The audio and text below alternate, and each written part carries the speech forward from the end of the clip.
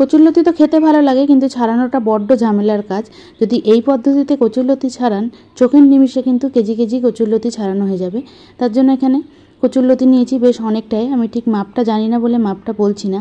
লম্বা লম্বা কচুরলতি, আর যেই পাত্রে কচুরলতিটা রান্না করবেন সেই অনুযায়ী কচুরলতিগুলো কেটে নিতে হবে। আমি একটু বড় বড় করেই কেটে নিচ্ছি, একটা বড় কচুরলতি 4 ভাগ করে কেটে নিচ্ছি। দেখে হয়তো বুঝতেই পাচ্ছেন কতটা বড় করে কচুরলতিগুলো কেটে নিচ্ছি। অনেকে বলে যে এই পদ্ধতিতে কচুরলতি ছাড়ালে নাকি সেদ্ধ হয়ে যায়, এটা অনেক ঝামেলার কাজ, কিন্তু যারা নতুন তাদের কাছে কিন্তু এর থেকে সহজ পদ্ধতি আর হতে পারে না। তাই যারা জানেন তারাও এইভাবে একবার ছাড়িয়ে দেখতে পারেন। আমি ছোট করে একবার ছাড়িয়ে দেখাচ্ছি, দেখুন খোসা কিন্তু সব ওঠেনি, গায়ে লেগে আছে। তাই আমি এই পদ্ধতিতেই কচুরলতিগুলো ছাড়াই। সব কচুরলতিগুলো যতটা পেরেছি বড় করে কেটে নিয়েছি। এবার কড়াইয়ে দিয়ে দেব জল। জলটা এবার উষ্ণ গরম হতে দেবো, খুব একটা বেশি গরম করব না। উষ্ণ গরম হয়ে গেছে, এবার কচুরলতিগুলো কড়াইয়ের মধ্যে দিয়ে দিচ্ছি।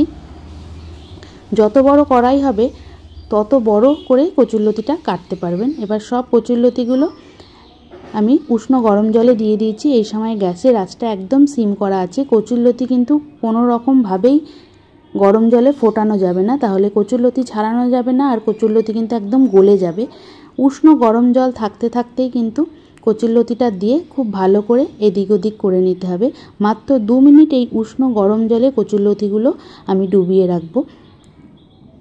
এইভাবে সব কচুরলতিগুলো আমি উষ্ণ গরম জলে দিয়ে রেখেছি মাত্র 2 মিনিট। আবারও বলছি, এর থেকে বেশি সময় ধরে কিন্তু কচুরলতি গরম জলে রাখলে সেটা গলে যাবে।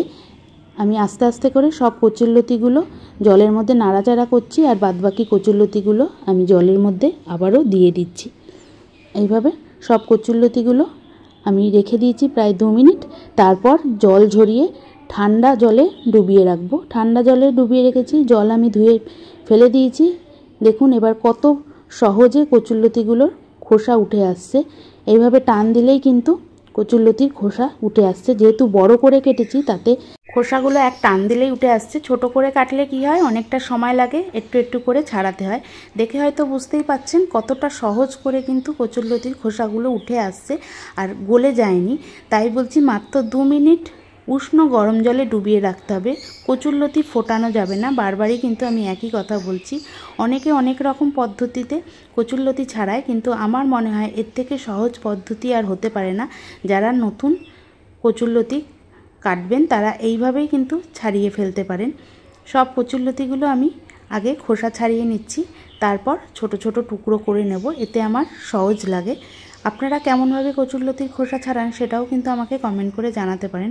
অনেকে স্টিল উল দিয়ে কচুরলতির খোসা ছাড়ায়, সেক্ষেত্রে ভালো খোসা ওঠেও না, আর স্টিল উলের অনেক সময় গুঁড়োগুলো কচুরলতির মধ্যে লেগে থাকে। আমি কথা বলতে বলতে অনেক কচুরলতি ছাড়িয়ে ফেলছি। আমি সরু কচুরলতি ছাড়িয়েও দেখালাম, আবার মোটা কচুরলতিগুলোও ছাড়িয়ে দেখাচ্ছি। এর থেকে সহজ পদ্ধতিতে আর হতে পারে না আমার মনে হয়, কিন্তু অনেকের অনেক রকম পদ্ধতি জানা থাকতে পারে, সেটাও কিন্তু আমাকে কমেন্ট করে জানাতে পারেন। কচুরলতিগুলোর খোসা ছাড়ানো হয়ে গেছে। এবার যেমন মাপ করে রান্না করব ঠিক সেই মাপ করেই আমি কেটে নিচ্ছি। দেখুন একদম কিন্তু কচুরলতিগুলো গলে যায়নি। এইভাবে সব কচুরলতিগুলোর আমি খোসা ছাড়িয়ে নিচ্ছি। তাহলে আজকের টিপসটা কেমন লাগলো অবশ্যই জানাবেন। এর আগেও আমি কচুরলতির একটা রান্না দেখেছিলাম, অনেকে বলেছিলেন কিভাবে খোসা ছাড়ায়, সেটাই আজকে দেখালাম।